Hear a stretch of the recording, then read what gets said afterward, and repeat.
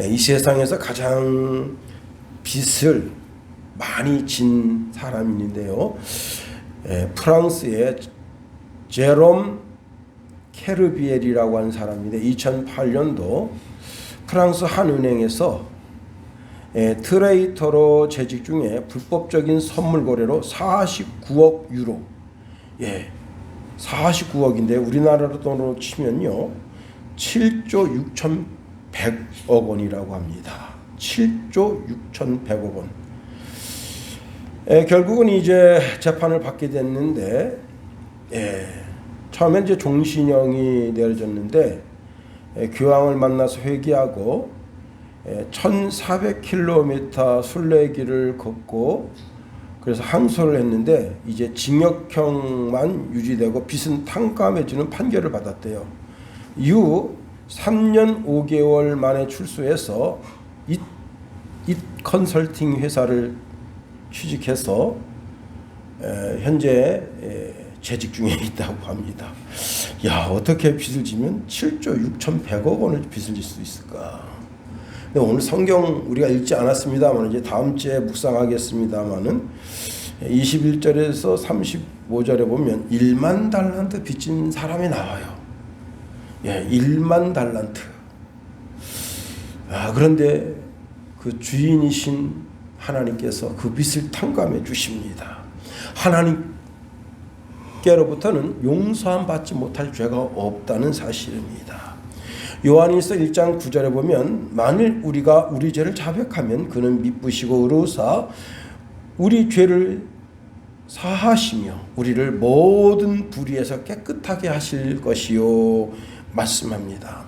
사람은요 죄의 경중을 따져요. 죄가 크다 작다. 그래서 회개하고 반성하는 자는 피해자와 합의해서 형량을 줄여줍니다. 그러나 하나님은 모든 죄를 용서해 주신다. 마가복음 3장 28절에 보니까 내가 진실로 너희에게 이르노니 사람의 모든 죄와 모든 모독하는 일은 사하심을 얻는다 말씀하십니다. 시편 103편에도 보면 시편 기자가 이런 말씀을 하고 있습니다. 내 영혼아 여호와를 송축하며 그의 모든 은택을 잊지 말지어다. 그가 내 모든 죄악을 사하시며 내 모든 병을 고치시며 내 생명을 파멸해서 속량하시고 인자와 국률로 간을 씌우시며 좋은 것으로 내 소원을 만족하게 하사 내 청춘을 독수리같이 새롭게 하시는도다 말씀하십니다. 출애굽하던 6월절 전날 문설주와 임방의 피를 바르는데 문설주와 임방의 피를 바른 그 집은 천사들이 그 집을 넘어갔어요. 유월했다. 이게 담을 넘듯이 유월했다. 그런데 그 문설주와 임방의 피를 바른 그 집이 거룩하고 정결하고 성결한 삶을 살아서가 아니었다는 사실을 알아야 됩니다. 그 문설주와 임방의 피를 바른 그 집에 사는 그 인간들이 살인자도 있고 이 성폭행범도 있고 간음자도 있고 도둑놈도 있고 별의별 인간이 다 있어요. 그런데도 문설주와 임방의 피를 바른 사건 하나 때문에 천사가 그 집을 넘어갔다고 하는 겁니다. 여러분, 피에는 생명이 있다. 예수 피에는 생명의 성령의 법이 작동되는 거예요. 예수의 피는. 예수님이 요한복음 6장 54절 58절에 내 살을 먹고 내 피를 마신 자는 영생을 가졌고 마지막 날에 내가 그를 다시 살리리니 내 살은 참된 양식이요 내 피는 참된 음료로다. 내 살을 먹고 내 피를 마시는 자는 내 안에 거하고 나도 그의 안에 거하나니 살아계신 아버지께서 나를 보내심에 내가 아버지로 말미암아 사는 것 같이 나를 먹는 그 사람도 나를 말미암아 살리라. 이것은 하늘에서 내려온 떡이니 조상들이 먹고도 죽은 그것과 같지 아니하여 이 떡을 먹는 자는 영생하리라. 예수 먹는 자는 영생한다. 우리는 모두 영생의 표, 구원의 표를 받은 사람이라는 사실입니다. 그러니 내가 1만 달란트 그 이상의 빚을 졌을지라도 다 용서 안 받는다. 우리가 이 세상 살면서 꽁하게 닫힌 마음으로 사는 것은 참 어리석은 인간이 되는 겁니다. 북한의 김정은은요, 모든 문을 굳게 걸어 잠그고는 남한을 죽일 듯이 대합니다. 최근 이제 김정은이가 정신병이 도졌대요. 그래가지고 2월 8일 날 뭘 하냐면 군사 퍼레이드를 지금 계획 중에 있대요. 지금 얼마나 춥습니까? 어제 영하 19도란 말이에요. 영하 19도. 그럼 여기서 조금 올라 철원 같은 경우는 영하 23도였어요. 그러면 여기서 조금만 한참 올라가는 평양은 몇 도겠어요? 거의 영하 30도, 35도 정도 돼요. 그런데 그걸 밤새 연습하는 거예요. 세 달 동안 연습해야 되는데 그 퍼레이드 하려면. 근데 왜 퍼레이드를 하는가 하면 나를 지켜줄 군사가 이렇게 많구나. 그걸 보면서 스스로 자기가 안위함을 갖는 거예요. 이 진짜 어리석은 인간입니다. 참 주님 말씀하십니다. 이 어리석은 인간아, 오늘 밤 내가 내 영혼을 도로 찾으리니 너 예비한 거 다 듣고 되겠느냐. 그 어린 딸이 그거 국방장관 되겠어요? 응? 지금 그 어린 딸을 지금 자꾸 매스컴에 보여주는 이유가 있는데 얘가 차기 후계자다 그 의미를 자꾸 보여주는 건데 잠깐 애가 6살 7살밖에 안 된 게 어떻게 인민무력부장 되겠어요? 응? 말도 안 되는 거예요. 김정은 죽으면 끝입니다. 북한 정권. 그래서 폼페오 국방장관이 왔을 때 김정은이가 그랬대요. 미국이 남한에 주도하는 것이 북한의 이득이 된다. 왜냐? 나 죽으면 중국이 우린 북한 둘로 쪼갠다. 그래서 폼페오한테 그 말했대요. 미군이 남한에 이렇게 있는 것이 우리 북한에 큰 이득이 된다. 근데 지금은 정신병이 핵가닥돼 가지고 죽일 듯이 그냥 약간 곁길로 갔습니다만은 김정은이가 마음의 문을 활짝 열어보세요. 중국 문을 활짝 열고 러시아 문을 활짝 열고 대한민국 문을 활짝 열어서 남한의 경제 사절단을 받아들이고 종교를 받아들이고 북한 사는 거예요. 그냥 살아. 문을 열면 살아요. 문을 걸어 잠그면 죽는 거예요. 오늘 본문에 보면요, 아주 중요한 단어가 있는데 그 단어가 뭐냐면 합심이라는 단어예요. 합심. 19절 한번 다 같이 한번 읽어볼까요? 19절 시작. 진실로 다시 너희에게 이르노니 너희 중에 두 사람이 땅에서 합심하여 무엇이든지 구하면 하늘에 계신 내 아버지께서 그들을 위하여 이루게 하시리라. 합심이라고 하는 말은 두 사람이 같은 말을 한다, 그런 뜻이에요. 합심이니까 마음이 합쳐진다 그 뜻 아니고, 이 합심이라는 말 뜻이 뭐냐면 두 사람이 같은 말을 한다는 거예요.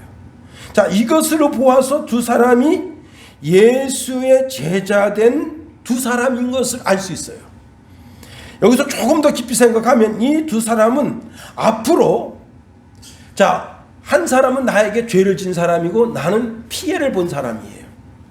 이 두 사람이, 한 사람은 용서를 구하고 한 사람은 용서를 해준 사람이에요. 이 두 사람이 마음이 합쳐진 거예요. 여기 합심하다라고 하는 동사는 어떤 일을 논의하여 합의를 본 상태라는 뜻입니다. 합심이라고 하는 것은 이게 헬라어로 보면요, 심포네오예요. 심포네오. 심포네오? 심포니? 심포네오에서 심포니라는 단어가 나왔어요. 교향악. 그러니까 말이나 행동이나 다 어울리고 조화가 이루어진다고 하는 겁니다. 여러분, 동상이몽이라는 한자 단어가 있잖아요. 그죠? 같은 자리에 누워 자면서도 서로 다른 꿈을 꾼다는 거예요. 겉으로는 같은 행동을 하는 것처럼 보이지만 속으로는 서로 자신의 이득을 챙기려고 노력하는 사람. 우리가 같은 마음을 가지고 같은 자리에 앉아 있으면서 같이 예배드리며 예수의 사랑이 올 때, 그때 합심이라고 하는 단어가 이루어지는 것이지, 같은 자리에 앉아 있으면서 같은 예배를 드리면서 이 교회 뭐 훔쳐갈 거 없나 하고 그러면 이게 아주 곤란하다. 사도 바울도 빌립보서 2장 5절에 너희 안에 이 마음을 품으라 곧 그리스도 예수의 마음이니 말씀합니다. 예수님의 마음에 있을 때 권면이나 사랑의 위로나 성령의 교제나 긍휼이 있는 자비나 이 모든 마음을 가질 수 있고 같은 사랑을 가질 수 있고 같은 뜻을 품을 수 있고 한 마음이 될 수 있다는 거예요. 로마서 15장 5절 6절에 보니까 이제 인내와 위로의 하나님이 너희로 그리스도 예수를 본받아 서로 뜻이 같게 하여 주사 한 마음과 한 입으로 하나님 곧 우리 주 예수 그리스도의 아버지께 영광을 돌리게 하려 하노라 말씀합니다.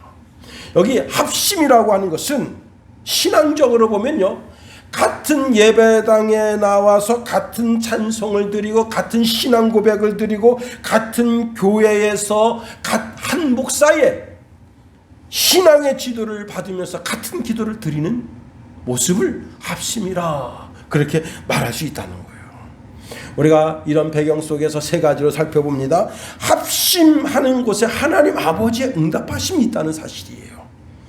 신앙의 가장 큰 기쁨은 어디에 있느냐? 예배에 있다.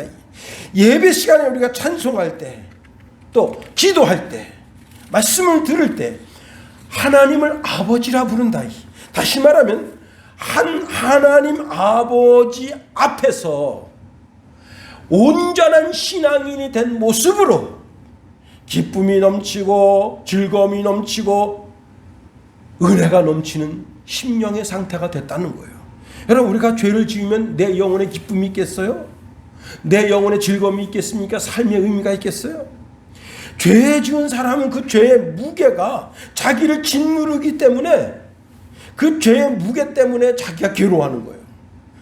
예수님은 죄를 지으면 죄의 종이 된다고 말씀하셨어요. 즉 마귀의 종이 되는 거예요. 죄를 지으면 죄의 무게로 말미암아 아름다운 꽃을 보아도 아름다움을 느끼지 못하고 맑은 새의 소리를 들어도 처량하게 들리게 되는 거예요. 맛난 음식을 먹어도 마치 모래를 씹는 것처럼 느껴지고 죄는 내 영혼을 잘라내는 톱과 같다. 이게 내 마음을 찌르는 가시와 같다. 하나님께로부터 오는 모든 축복을 가로막는다. 이게 로마서 5장 25절에 보니까 너희 허물이 이러한 일들을 물리쳤고 너희 죄가 너희에게 오는 좋은 것을 막았느니라 말씀하고 있습니다. 죄가 무서운 것은 영적인 지각을 둔하게 하고 죄로 말미암아 눈이 어두워지게 되고 귀가 둔하게 되고 이러한 사람은 그 죄로 말미암아 사람과 사람 사이에 가로막힌 담이 있고 자기와 하나님 사이에 가로막힌 담이 있다는 거예요. 죄가 기도의 문을 닫고 찬양의 문을 닫고 축복의 문을 닫고 기도 응답의 문을 닫고 기도할 힘을 빼앗아가는 거예요. 이사야서 59장 9에 보니까 이 죄가 얼마나 기가 막힌 역할을 하는지 여호와의 손이 짧아 구원치 못하심도 아니요 귀가 둔하여 듣지 못하심도 아니라 오히려 너희 죄악이 너희와 너희 하나님 사이를 내었고 너희 죄가 그 얼굴을 가리어서 너희를 듣지 않으시게 함이라고 말씀하고 있습니다. 죄가 모든 걸 차단하고 있다. 사람과 사람 사이에 모든 좋은 것을 차단하고 사람과 하나님 사이에 모든 좋은 것을 차단하고 있어요. 죄가. 그런데 그 두 사람이 화해를 했어요. 마음이 같아졌어요. 서로가 서로에게 죄를 고백하고 용서를 구하고 놀라운 일이 생기는 겁니다. 두 사람이 한 공간에서 한 하나님을 예배하며 같은 찬송, 같은 신앙 고백, 같은 말씀을 들으면서 두 사람이 함께 기도할 때 하나님이 그 기도를 들어 응답해 주신다 하는 거예요. 오늘 본문에 보면 한 사람이 죄에 대한 뉘우침이 있습니다. 물론 죄가 쌍방에 일어났는지 일방적으로 일어났는지 그 중에 한 사람이 하나님께 예배 드리러 왔어. 묵상 기도하고 참회 기도를 드리는데 그날 어제 제가 아파트 날씨가 추웠잖아요. 영하 19도여가지고 이분이 세탁기를 돌렸는데 세탁기 물이 내려가면서 얼어가지고 난리 났어요. 그 배수관이 다 얼어 터져가지고 물이 겉으로 흐르고 그 물이 이제 못 흐를 데가 없으니까 그 물이 1층 집 그 베란다에 물이 꽉 차고 그 물이 방 거실로 들어가고 이제 이쪽 우리로 말하면 안방에 물이 쫙 들어가서 바닥에 쫙 깔렸어요. 그래가지고 이제 그런 상태에 사진을 올렸는데 제가 보니까 이게 날씨가 너무 추워서 배수관이 얼은 거거든요. 내가 그래서 볼 때 배수관이 얼은 거고 다른 문제는 아닌 것 같다. 그래서 제가 1층에서 5층까지 전부 다 이제 수도 계량기를 봤어요. 뭐 터진 집 있나? 터진 집은 없어요. 다 정상이야. 그런데 이제 1층 청년하고 2층 아저씨하고 싸움이 났어요. 말싸움이 났어. 그 좀 혹시 나중에 이 설교를 들을 수 있으니까 내가 뭐라 말을 못하겠는데 서로 좀 참아야 되는데 그래서 제가 그 중간에 있었어요.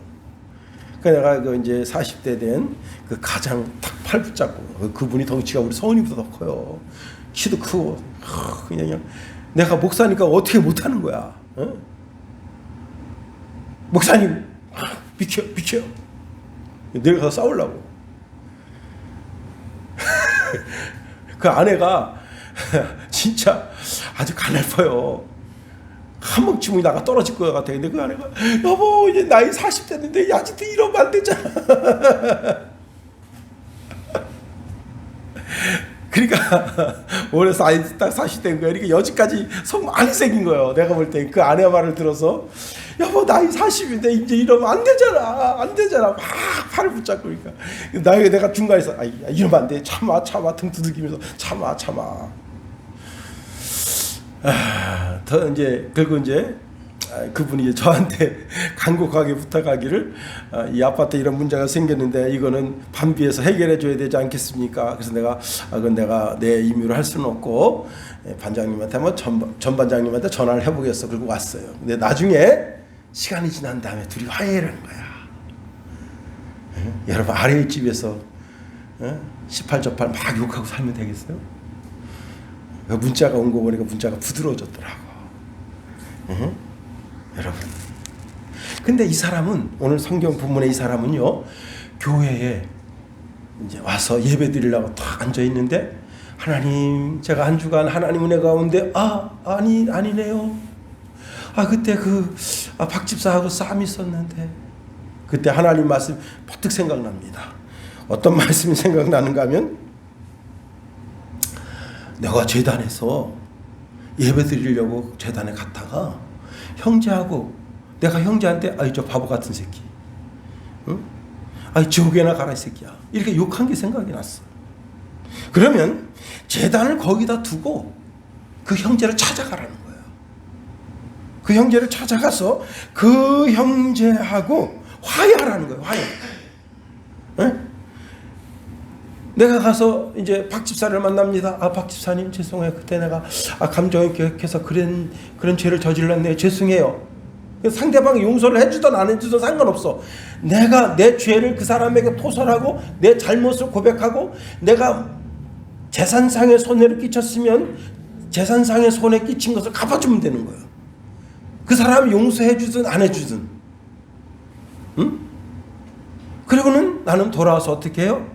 재단에서 하나님께 예배하라. 그런데 내가 그렇게 죄송해요. 재산상의 손해난 거 내가 다 갚아드릴게요. 그런데도 나는 너하고 말도 섞기 싫어. 그런 사람 있겠어요? 그런 사람은 김정은이 후예가 되는 거죠. 마음을 닫고 빗장을 걸어 잠그고 다 죽일 놈 죽이려는 그러면 안 되는 거예요. 용서는 뭐라 그랬죠? 지난주에 우리 살펴봤죠. 용서는 상대방을 용서해 주는 것이 아니라 나 자신의 그 악감정을 내가 풀어주는 거예요. 용서는 상대방을 용서하는 거 아닙니다. 내 마음의 악감정을 내 스스로 푸는 거예요. 자, 그래서 이제 그렇게 형제에게 용서를 구하고 그리고 주의 전에 나와서 제물을 바쳐요. 예배를 드려요. 그럴 때 하나님께서 그 예물도 받으시고 그 사람의 예배도 받으시는 거예요.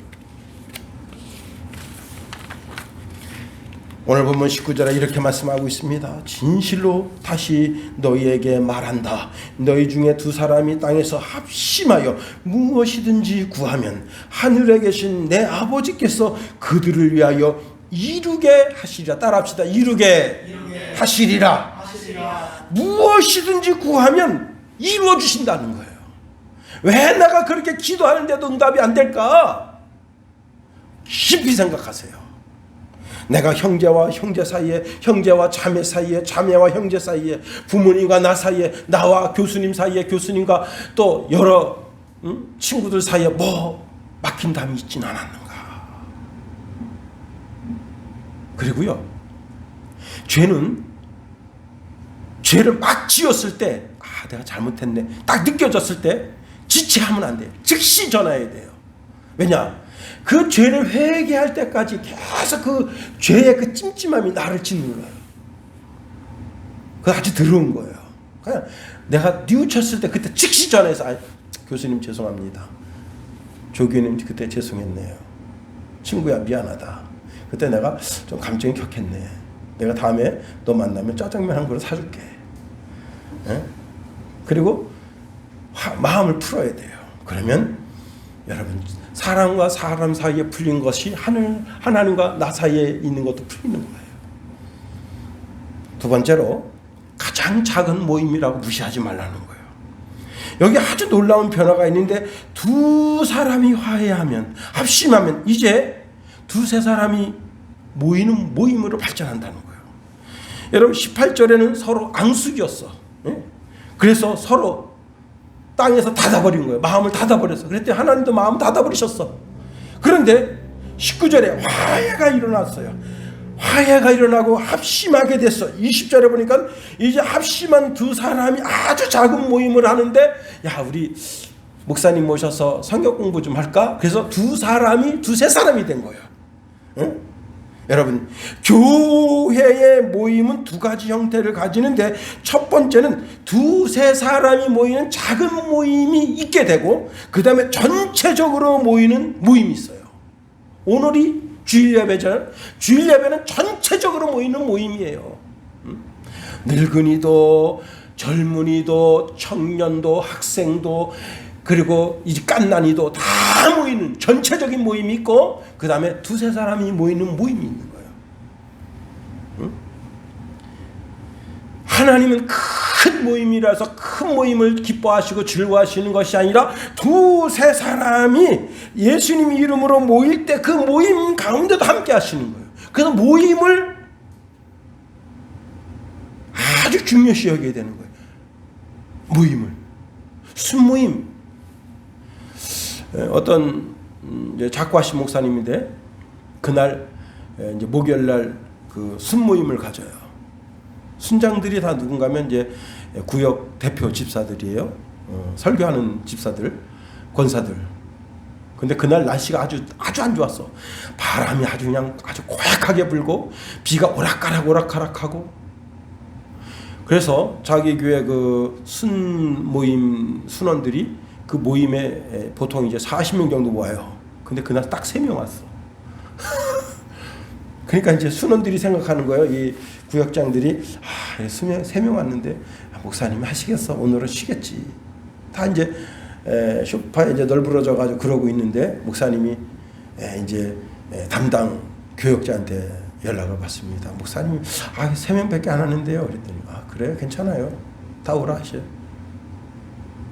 그래가지고 3명 막 앉혀놓고 목사님까지 4명까지 해서 진정을 토한 거예요. 진정을. 그리고 그냥 기도도 그냥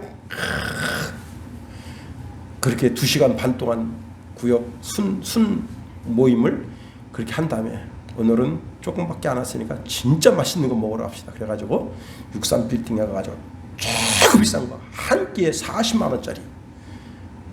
당신들이 이렇게 구역을 위해서 힘쓰냐. 여러분 40명씩 오면 이렇게 비싼 거 어떻게 먹이겠습니까? 3명 왔으니까 비싼 거 먹입니다. 그래가지고 했더니 다른 순들이 야 우리 안가들이 좋은 거 먹였다더라. 아니 예배도 그 순모임도 진짜 은혜가 넘쳤고 더 큰 은혜는 식탁에서 이루어졌다더라. 그래가지고 그 다음 주에는요 다 되는 거예요. 어? 그 목사님 참 센스 있는 목사님이에요. 여러분, 그 구역장들이 거기서 훈련받고 순장들이 교육받고 어떻게 하는 거예요? 금요일날 전부 자기 구역 불러 모아서 또 하는 거 아니에요. 말씀 가르치는 거 아니에요. 부서도 마찬가지, 여전도도 마찬가지고요. 그 다음에 주일학교. 저를 가르쳐준 구역 주일학교 선생님이 뭘 알겠어요. 어떤 목사님이 되신 분인데 그 자기 주일학교 담임 선생님이 겨우 이제 중학교 2학년짜리인데 그 선생님이 야 오늘은 도둑질하지 말라는 걸 가르쳐 주겠다. 그러더니 남의 집 고야 따먹으러 갔대요. 고야 여러분 알아요? 고야? 이런 거 따먹으면 안 돼. 그래서 지가 따가지고 하나씩 주고 그랬대요. 무슨 모임이 뭐 그러냐고. 그 이제 자기 반에 맡겨진 식구들이잖아요, 그죠? 이런 게 하나님 앞에 큰 죄 되는 거다. 그러면서 또 감사기도 하고 먹었대요. 그 목사님이 우리 주일학교 선생님은 실물 교육하는 분이었다. 여러분, 두세 사람이 모이는 그 작은 모임을 무시하지 말라. 거기에 주님이 함께 하신다. 저희 선배 목사님인데 중국의 한인교회를 지도하시는데요. 약 2,400명 정도 모여요. 근데 코로나 오기 전에 중국 정부에서 교회를 대대적으로 이제 탄압하기 시작했습니다. 코로나 오기 한 2, 3년 전에 이 목사님이 그 목회하는 그 교회는 실제 교회는 조그매요. 이런 이제 120명 정도만 모일 수 있는 예배당을 가지고 있어요. 상가 건물인데 거기에 지도자 교육만 하고 실제는 어디서 모임을 갖는가 하면 그 도시의 최고 권력가 그 권력가인 아버지가 경영하는 호텔에서 모여요. 중국은 그렇게 해야 돼요. 그래서 거기에 5,000명이 모일 수가 있어요. 근데 2,400명이 가서 예배 딱 드리고 그 다음에 거기서 이제 호텔식을 하는 거예요. 호텔 뷔페식을 먹는 거예요. 그렇게 해서 예배 드리니까 그 도시의 최고 권력가의 아버지가 경영하는 호텔에서 하니까 찍소리 안 했는데 시진핑 제2 집권 시기가 들어서면서 그 호텔 사장이 와서는 목사님 이렇게 2,000명씩 3,000명씩 모이면 안 됩니다. 그래가지고 2,400명 정도 되니까 800명씩 나눠서 1부, 2부, 3부 예배를 드렸대요. 그렇게 2년 드렸는데 또 못 드리게 하는 거예요. 그래서 일단 이렇게 해서 어떻게 됐느냐. 전부 순으로 바꿔버린 거예요. 순모임으로. 지도자들은 교회에 와서 이제 월요일날 교육받고 화요일날 교육받고 목요일날 교육받고 그 다음에 금요일날은 구역 모임으로 모여라. 그리고 주일날 구역 예배로 모여라. 각 집에 돌아가면서. 그랬더니 그 처음에 모이던 교회가 800명 모였는데 800명이 어느 순간에 2,400명이 된 거예요. 여러분, 두세 사람 모이는 모임을 무시하면 안 되는 거예요. 작은 교회를 무시하면 안 되는 거예요.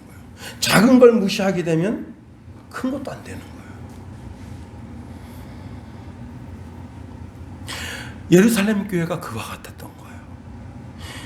사도행전 2장 46절 47절에 보면 날마다 마음을 같이하여 성전에 모이기를 힘쓰고 집에서 떡을 떼며 기쁨과 순전한 마음으로 음식을 먹고 하나님을 찬미하며 또 온 백성의 칭송을 받으니 주께서 구원받는 사람을 날마다 더하게 하시니라. 날마다 어디에 몰렸는가 하면 성전에 솔로몬 행각에서 모였어요. 그건 전체가 다 모이는 거예요. 날마다 새벽 예배 모이듯이 오전 예배 모이듯이 오후 예배 모이듯이 쫙 모여가지고 전체가 거기서 하나님을 찬양하고 그 말씀을 듣고 그러니까 막 제사장도 예수 믿게 되고 선지자도 막 다 예수 믿게 되고 막 이런 역사가 생겨나게 된 거예요. 그리고는 어떻게 해요? 날마다 집에서 모여. 그게 여러분 집이 아무리 커도 2,000명 3,000명 들어갈 수 있겠어요? 그렇게 못 모이니까 순으로 찢어져 가지고 10명씩 5명씩 3명씩. 그래서 지도자 1명에 2명씩 모여서 예배드리고 식사를 나누고. 어떻게 해요? 여기 보니까 떡을 떼며 기쁨과 순전한 마음으로 음식을 먹고, 떡을 뗐다. 성찬식을 하고 그 다음에 성찬식이 끝난 다음에 음식을 먹었다. 그래요. 2-3 사람이 모이는 순모임을 무시하지 마라. 마음을 같이 한 2-3 사람이 모이는 그곳에 2 사람은 성도고 1 사람은 지도자예요. 3 사람이 모이는 그곳에 하나님의 눈길이 거기 가 있다. 하나님이 온 우주를 운행하시는데 어떤 큰 기업하는 회장의 그 막 아이디어를 쥐어짜는 그 현장에 가 계신 것도 아니고, 어떤 큰 축구단을 운영하는 그 협회 사장 그와 함께 하시는 것이 아니고 2-3 사람이 모인 그곳에 우리의 주님이신 예수 그리스도께서 함께 거기 가시고 그 예배를 흠양하시고 그들에게 복을 주시고, 마치 여러분 요한계시록에 있는 것처럼 사도 요한이 밤무섬에서 혼자 예배하려고 할 때 예수님께서 그 옷자락으로 요한을 덮으신 것 같이 2-3 사람 모인 그 모임을 덮어주신다. 예배가 시시해요. 촌스러워요. 별 볼일 없어 보여요. 너무 간단해요. 그런데도 주님이 거기 계신다. 요한복음 4장 23절 24절을 보니까 예수께서 아버지께 참으로 예배하는 자들은 신령과 진정으로 예배할 때가 오나니 곧 이때라. 아버지께서 이렇게 자기에게 예배하는 자들을 찾으신다. 하나님은 영이시니 예배하는 자가 신령과 진정으로 예배할지니라. 하나님의 눈길이 다 있다는 거예요. 하나님의 마음이 거기 있다는 거예요. 그 예배를 받으시기를 위하신다는 거예요. 하나님은 100마리 양 가운데 99마리의 양이 이제 울타리 안에 있어. 거기에 마음 두시는 것보다 잃어버린 1마리 양에게 마음 두신 것 같이 아주 작은 모임. 여러분, 예수님 부활하신 이후에 예루살렘에서 여리고로 내려가는 그 2 제자, 실망하고 십쪽에서 내려가는 그 2 제자, 그 2 제자와 동행해 주신 것 같이 동행해 주시는 거예요. 세계 2차 대전 때, 여러분 어제 제가 dun케르트라고 하는 영화를 봤거든요. dun케르트. 그게 어떻게 해서 그 일이 이루어지게 됐는가, 그 배경을 설명하는 영화인데 좀 앞에 좀 보다가 말았어요. F시네마라는 데서 보내주더라고. 내가 그 덩케르트 그 이제 막 그 배를 실어 나르던 그 영화하고 좀 다른 영화더라고요 보니까. 근데 어떻게 해서 그 덩케르트 그 작전이 이루어지게 됐는가, 그 배경을 보여주는 영화예요. 와. 독일군한테 완전히 깨져가지고 35만 명이 몰살당하게 생긴 거예요. 몰살. 근데 여기는 영국군만 있는 게 아니고, 여기는요 진짜 연합군이, 그 영국군 외에 연합군들이 상당히 많아요. 근데 그들을 다 탈출시키는데, 그때 영국 국왕인 조지 6세가 위기에 처한 영국군을 위해서 오늘은 기도의 날로 정합시다, 이렇게 선포했다는 거예요. 모든 교회당이 종을 올리고 교회 나와라 이게요. 교회 나와서 영국을 위해서 기도하자. 모든 강요들이 무릎을 꿇고 동사무소 모든 직원들, 모든 사람들이 다 하나님 앞에, 예수 믿는 사람이든 믿지 않는 사람이든 중요하지 않아요. 지금 우리의 젊은이들이 35만 명이 지금 덩케르트에 모였는데 거기 지금 다 몰살당하게 생겼으니 하나님께 기도하자.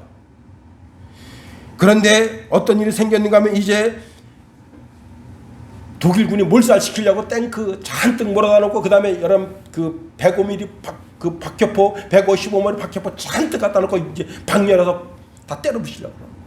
거기를 다 갖다 놨어요. 이제 전투기로 딱 띄워가지고 이 촬영기 이제 그 뭐죠, 이렇게 뭐라 하나 어디 군인들이 모여 있나 이렇게 하는 걸 무슨 비행기를 하지? 정찰기를 띄워서 어디 군인들이 있나 그 지점만 알면 거기다 때리는 거예요. 다 지금 준비가 됐어. 근데 비가 오기 시작하는데 3일 동안 비가 왔어요. 정찰기가 뜨지 못하고 탱크 어디 지점이 있는지 알아야 때릴 거 아니에요. 걔네 아무 데나 갖다 포탄을 쏟을 수가 없잖아. 그 3일 사이에 다 빠져나온 거야. 여러분, 이게 우연이라고 생각하겠어요? 연 국민이 합심할 때, 그리고 하나님 앞에 무릎을 들을 때 하나님께서 그 기도를 들으시고 영국을 구원한 것이 아니라 세계를 구원해 주신 거예요. 여러분, 사무엘상에 보면 한나의 기도를 들으시고 그리고 사무엘을 세워주십니다. 두세 사람이 합심해서 모이는 그 모임, 온 국민이 합심해서 모이는 그 모임, 여러분, 대한민국이 어떻게 대한민국 됐다고 생각하세요? 이 나라가 불교가 1000년 동안 있었는데 나라가 국민이 개조가 되지 않았어요. 유교가 500년 동안 있었는데 나라가 개조가 되지 않았어요. 근데 기독교가 들어온 지 100년밖에 안 됐는데 국민이 의식이 완전히 개조가 된 거예요. 이게 어떻게 이런 일이 생겼다고 생각하십니까? 기독교인들 100만 명이 여의도 그 찬바닥에 무릎을 꿇고 하나님 앞에 기도하는 거예요. 이 민족 살려주소서, 이 백성 살려주소서, 합심하여 기도하니. 여러분, 그 전까지만 해도 우리가 북한이 우리나라보다 더 잘 살았어요. 그래서 그때 당시만 해도 많은 사람들이 월북했어. 잘 사는 나라로 월북한 거예요. 지금 윤석열이가 대통령 되니까 지금 월남하는 사람들이 지금 자꾸 지금 이제 살 길 열렸다 이거야. 그래서 지금 자꾸 좀 넘어간다잖아 지금. 응? 살 길 찾아. 응? 여러분, 두세 사람이 합심하는 곳에 정말 놀라운 역사가 있는 겁니다. 오늘 보면 20절에 이렇게 말씀하고 있네. 두세 사람이 내 이름으로 모이는 곳에 나도 그들 중에 있느니라. 여러분, 거짓말 못하시는 하나님이 예수 그리스도 입술을 통해서 친히 우리에게 주신 말씀이에요. 여러분, 세상 모임에는 하나님의 관심이 없으셔요. 왜? 거기에 눈을 가져다 주시지 않으십니다. 세상 모임에는 사단이 그 모임에 집중해요. 거기에 관심을 가져요. 마귀는 목적과 뜻이 있어요. 죽이고 멸망시키는 것이 마귀의 목적이에요. 뭐 틀어, 서양 귀신 탄일날 뭐 틀어 거기 이태원에 모여가지고 그렇게 압사당하냐 말이에요. 그리고 사람이 많으면 빠져나와야지. 그거 아니에요? 사람이 너무 많은데 왜 쓸데없이 여기 사람이 많지? 빠져나가자. 빠져나가야죠. 그 왜 거기 있냐고? 웃기는 거예요 그게. 응? 그런데 거기 웃기지 못할 이유가 있는데 뭐냐면 가시네들이 젖꼭지 내밀고 빤스도 티빤스라 그래요. 엉덩이가 다 보여요. 여기만 겨우 가린 그런 옷 입고 거기서 막 오토바이 타고 다니니까 그게 좋은 거야. 야, 이거 못 보던 거 보네. 맨날 이게 컴퓨터로다가 이렇게 뭐 이상 야른 거 하는 거 보다가 젊은 애들 기집년들이 그러고 막 돌아다니니까 그런 거 보냐고. 그냥 젊은 애들이 혼이 나갔어 그냥. 아이고, 다 그거야. 다 그런 거야.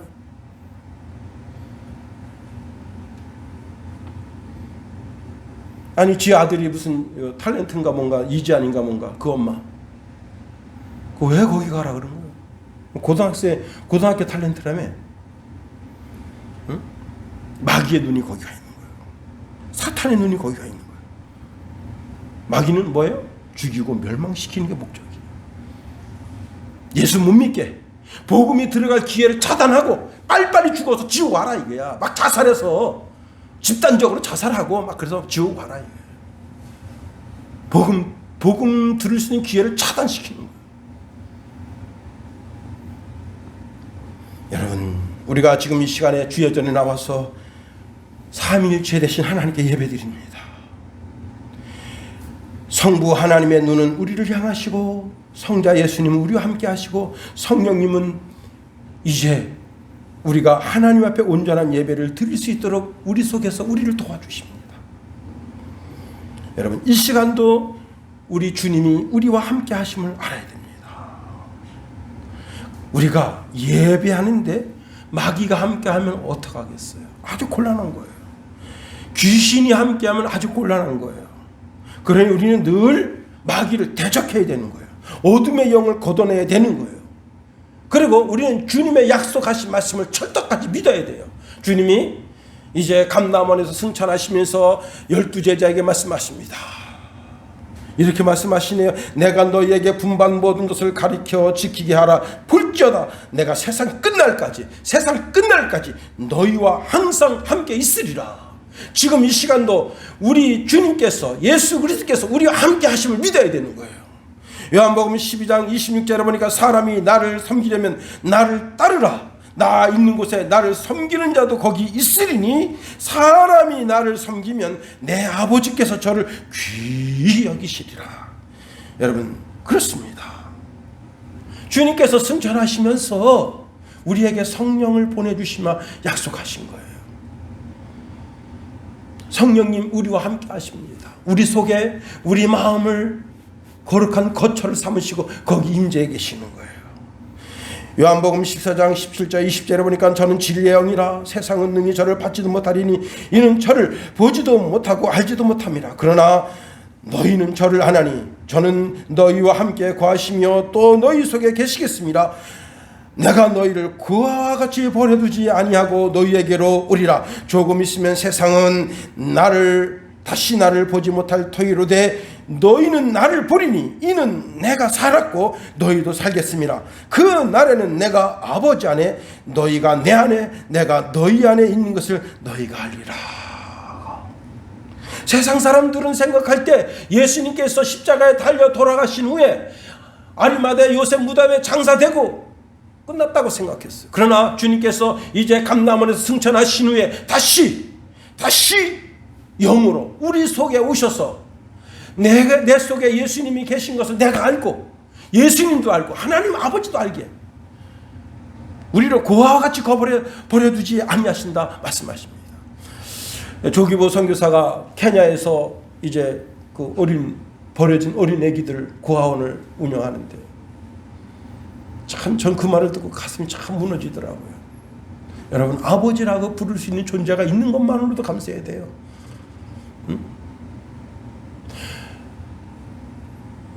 안산에 택시를 경영하시는 분이 버려진 어머니를 주워왔어요. 어떤 더러운 인간 부자 새끼가 미국으로 이민 가면서 지 어머니를 버렸어. 치매가 걸려가지고. 근데 왜 기자가 물었어? 왜 주워왔냐? 이 여자를, 이 할머니 왜 주워왔습니까? 어머니라고 부르고 싶었어. 자기도 자기 아내도 고아원 출신이라 엄마라고 한 번도 불러본 적 없어. 근데 엄마라고 부르려고 자기 집에 모셔서 매일 시키고 엄마. 그래서 이 치매 걸린 이분이 이 아들이 자기 친아들인 줄 알아요. 재산 먹어 싹 정리해서 갔어. 응? 그런 더러운 인간이 미국 가서 잘 살 것 같아요? 응? 그런 인간 얼굴 알려줘 보세요. 미국 사회에서다. 이 인간 쓰레기가 미국에 왔구나. 미국이 무슨 인간 쓰레기 처리장인 줄 아느냐. 별로 안 좋아합니다. 내 부모를 공경하라. 약속 있는 첫 계명이라고 말씀하셨어요. 잘 들어요. 응? 우리가 하나님 아빠 부를 수 있는 게 얼마나 행복한 줄 알아야 돼. 마귀 아빠 귀신 엄마 인생 망하는 거예요. 쫓기는 거예요. 우리를 고아같이 버려두지 않는다. 근데 그 조기부 선교사가 그러는데 그 애들끼리 싸운 거예요. 힘 있는 놈이 힘 없는 놈을 쫙 폈어요. 근데 얘가 눈물을 쫙 흘리는데 엄마라고 부르지도 않고 아빠라고 부르지도 않고 우리는 한 대 얻어맞으면 어때요? 엄마! 이 새끼가 때렸어. 인연이 나 때렸어. 그러는데 말을 못하는 거예요. 왜? 엄마가 없잖아. 아빠가 없잖아. 조기부 선교사가 내가 너 엄마 해줄게. 너 아빠 해줄게. 아빠라고 불러라.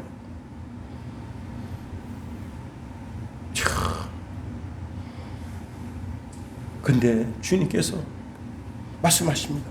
내가 너희를 고아같이 버려두지 않는다. 그렇습니다.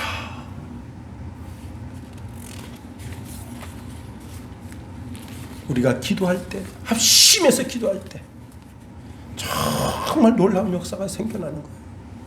주님이 우리와 함께 하시지, 성령님 내 속 안에서 계시지, 두 사람이 합심한 곳에 주님 하나님 아버지께서 함께 하시지, 삼위일체가 되신 하나님께서 나와 함께 하시는 거예요.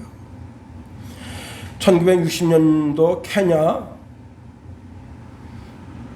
마우마우 마을에서 폭동이 일어났습니다. 선교사 매튜 하켄스 부부가 그 지역에서 사역하고 있는데 이제 마우마우 중심 지역으로 들어가려고 할 때 자동차가 그만 외진돼서 고장이 났어요. 아무리 시동을 걸어도 시동이 안 걸려. 근데 외지로 들어가려면 한참 들어가야 되는데 여기 지금 폭동이 일어난 지역에서 폭군들이 막 활동하고 있습니다. 선교사들 다 죽이고 부자들 다 죽이고 난리 났어요.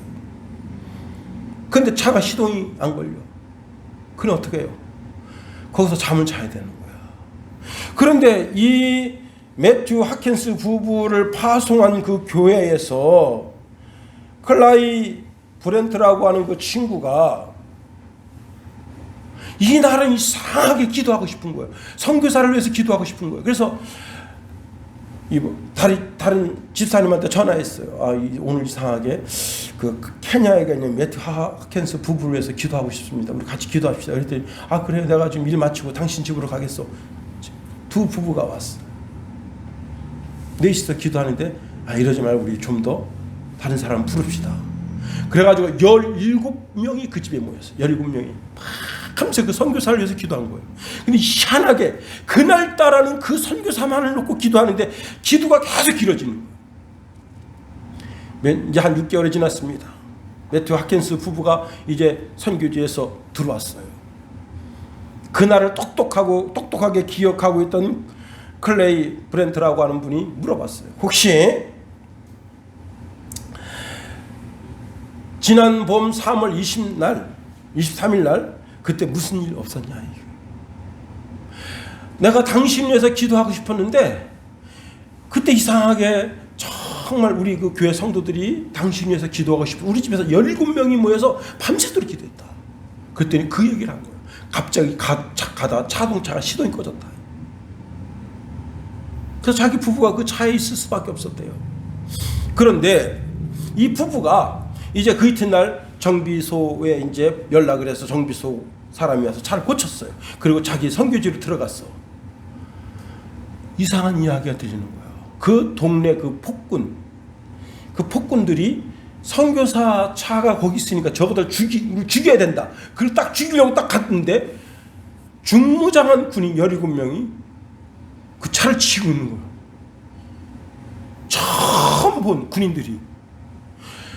자기들은 이제 몽둥이 쇠망치 이런 거로다가 사람 때려 죽이는데 최신식 무기로 전부 무장하고 있는 17명이 있으니까 어떻게 하겠어요. 그래서 그 얘기를 한 거예요. 우리는 보지 못했는데 그 폭군들이 이야기하기를 우리가 당신들을 공격하려고 갔더니 거기 17명이 최신식 무기로 무장한 17명이 당신 차를 지키고 있더라. 그래서 우리가 당신 죽이지 못했다. 그 17명이 누구겠어요? 주의 천사들 아니겠어요? 참 이런 얘기를 들으면 가슴이 뭉클한다니까. 응? 아프리카의 한 청년이 고열로 이제 죽어가고 있습니다. 여러분 옛날에는요 열만 조금 나도 열병으로 많이 죽었어요. 호암마마 열병으로 앓다가 얘가 머리가 이상해지는 거예요. 너무 추워도 이상해진대. 너무 추워지면 날씨가 뜨거운 줄 알고 옷을 홀딱 벗고 얼어 죽어요. 우리 어머니가 이제 그런 얘기를 하시네. 당신이 어렸을 때 이제 마마를 앓고 있는 거예요. 근데 귀신이 다 알려줘. 야, 네 집 가면 있잖아. 부침하고 있다. 부침? 야, 그거 맛있다. 그러면 우리 어머니가 야, 거기 가봐라. 그러면 이제 언니든지 누군지 그 집 가면 그 집에서 진짜 부침을 하고 있어. 야, 그 옆에 내가 지금 맛있는 그 참외를 따다 어디 놔뒀다? 그럼 우리 어머니가 말해요. 야, 거기 가라. 진짜 거기 있어요. 왜? 이제 죽을 때가 됐거든. 죽을 때가 되니까 귀신의 영이 자꾸 홀리는 거예요. 지옥 가자, 지옥 가자. 근데 이제 살려주셔서 이렇게 했으니 나중에 교회 건설까지 됐는데 열병이 나서 막 죽어갑니다. 근데 이 선교사가 푸뚝 생각났는데 뭐가 생각났냐면 얼음찜질하며 열이 내려서 살아요. 여러분 실제 이제 그 한타 바이러스에 걸린 사람들 있잖아요. 한타 바이러스에 걸렸을 때 어떻게 하냐면 지금은 이제 약이 많이 발달됐을 거예요. 제가 의무병으로 있을 때는 어떻게 하냐면 그 사람 몸에다가 링거를 10병을 강제로 집어넣어요.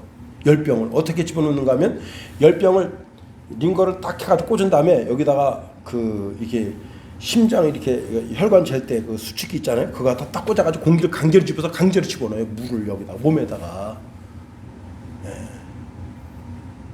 그 다음에 어떻게 하냐면 선풍기를 갖다가 그 사람 몸에다 쫙 쐬가지고 열을 내리게 강제로 바이러스가 활동하지 못하도록. 그럼 막 여기 사시나무 떨듯이더라. 달달달달 떨어. 근데 너를 살리는 일이야. 좀 참아라. 달달달달 떨어요. 그러면 그렇게 해서 열을 내리면 살아요. 열이 그래도 안 내리면 할 수 없다. 요단강 건너가 그렇게 해서 살리는 거예요. 그래서 이 선교사가 퍼뜩 그 생각이 나요. 얼음 있으면 얼음찜질하면 살 텐데. 그랬더니 여러분 아프리카에 그 뜨거운 날씨 무슨 얼음이 있어요. 근데 그 이 환자 어머니가 이렇게 말하는 거예요. 하나님은 전지전능하시고 못하신 일이 없다는데 우리 기도합시다. 선교사가 너무 기가 막힌 거예요. 이건 말이 안 되거든. 냉장고가 있는 것도 아니고. 기도하자 그래서 선교사가 끌려가는 거예요. 그럼 뭐 기도해 봅시다. 하나님 우리 청년이 지금 이렇게 열병으로 죽어가고 있습니다. 살려주세요. 얼음 있으면 얼음 찜질하면 살릴 것 같은데. 갑자기 천둥번개를 치면서 하늘에서 우박이 떨어지는데 막 주먹 같은 게 막 떨어져요.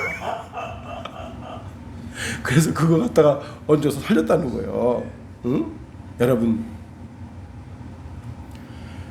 이스라엘 백성 출애굽하는데 만나와 메추라기를 내리신 하나님이 못하실 일이 뭐가 있겠어요. 두세 사람이 서로 화해하고 합심하면 거기 함께 하신 하나님 우리 기도를 들으시고 이루어 주신다고 약속하시는데 여러분 지금도 얼마든지 기적과 이적이 나타날 것을 믿고 그 믿음 가운데서 서로 연합해서 서로 합심해야 되는 겁니다. 에스더는 유다 민족이 멸절되게 생겼어요. 멸절되게. 그때 내가 죽으면 죽으리라 결심하고 온 유다 백성에게 기도하라. 하나님께 기도하라. 그리고는 왕이 자기를 부른 적이 없지만 3일 동안 간절하게 금식하고 왕에게 나가니까 왕이 금수를 탁 들어서 살게 되는 거 아니에요. 그 살림이 에스더를 살림이 아니라 온 유다 백성을 살리는 살림이 된 거예요. 그렇습니다.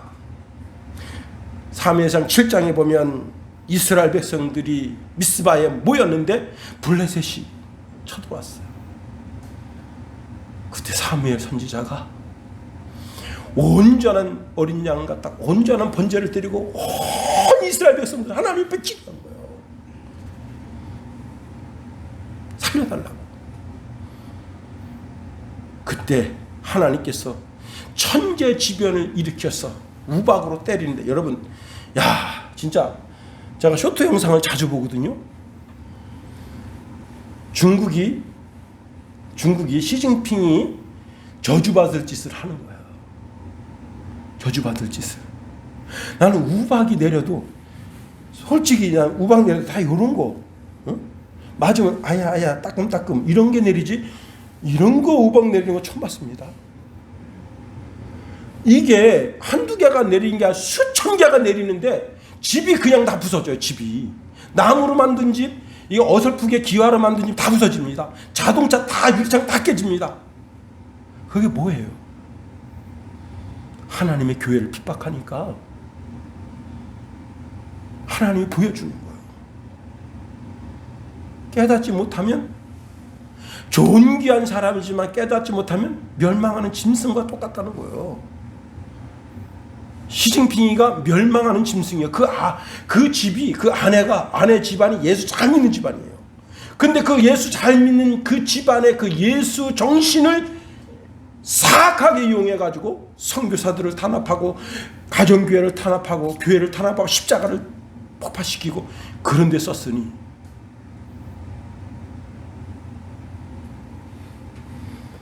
이제 말씀을 마칩니다. 하늘 보좌를 움직이는 기도, 어떤 기도입니까? 합심해서 서로 용서를 구하고 한 공간에 모여서 하나님을 찬양하고 예배하고 기도할 때 하나님을 움직이는 기도가 된다.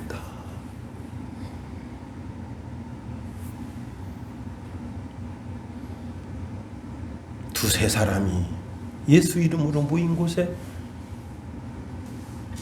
우리 예수님 친히 함께 하시고 마음속에 계신 성령이 함께 하시고 성부 하나님께서 거기에 계셔서 우리의 예배를, 우리의 기도를, 우리의 찬양을, 우리의 삶을 받으시고 응답하신다 약속하셨으니 그 약속의 말씀을 믿고 간구하고 기도해서 기도의 응답으로 여러분의 삶이 풍성하게 되기를 예수님 이름으로 축원해 드립니다. 기도하겠습니다. 하나님, 주의 거룩하신 이 말씀을 믿습니다. 온 천지는 변해도 영존하시는 여호와 하나님 아버지의 말씀을 1.1획도 변함이 없는 줄 믿습니다. 우리가 합심하여 단 하나의 마음으로 하나님 앞에 간구하고 기도해서 그 기도의 응답으로 우리의 삶에 하나님의 신령한 은혜가 넘쳐나는 주의 백성 다 되게 하옵소서. 예수님 이름으로 기도합니다. 아멘.